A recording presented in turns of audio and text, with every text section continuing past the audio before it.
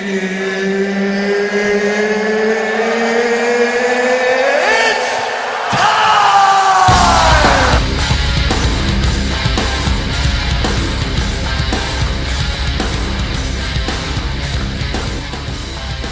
185 people, we've got Little Dos versus Showtime Pettis.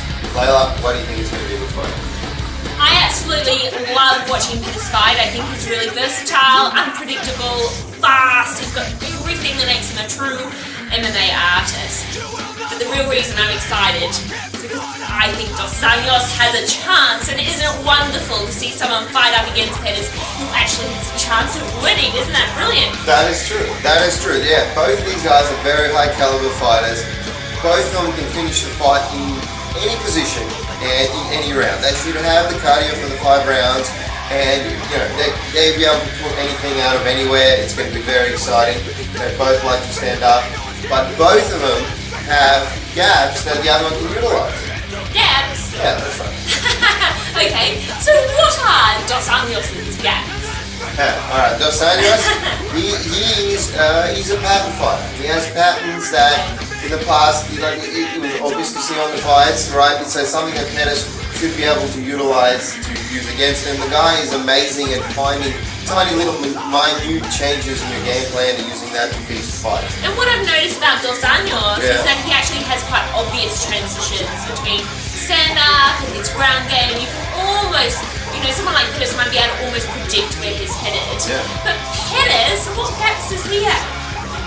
Well, his gaps, he's a great fighter from any position, but if you take movement away from Pettis, he starts to lose points. Right, in the last 2 fights, we've had Melendez and we've had Henderson, and both these guys, as soon as they push him against the cage, they're controlling him, right? It's not until he can create space that he becomes Showtime Pettis. Okay. So, yeah, if I was Dos Anjos, I would take away that space because it's obvious that that's his game plan. But if I was Pettis, I would realize that that's where my weakness is. Yeah, so it'll be interesting to see whether the training camps on either side have picked up some of those uniqueness. Yeah. Whether we'll see Dos Anjos try and reduce the space and hold Pettis against the cage. Whether we'll actually see Pettis put in a little bit of showtime into his fight when he has to move out of those positions. If it goes 5 rounds?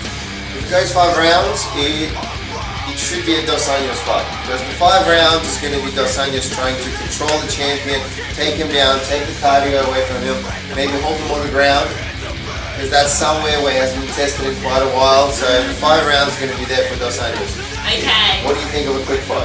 Well, I think the likelihood is definitely going to be a quick fight. I reckon he'll definitely finish earlier. I think, well, I'm not going to say yeah because we have a bet, but I actually think it'll finish in pretty dramatic fashion if it finishes early. Okay, so that is your week.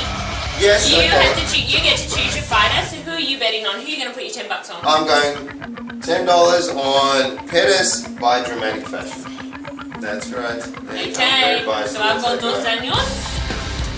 We'd be really interested to know what you think. What do you think is going to happen? Who do you think is going to win? What round do you think they're going to win?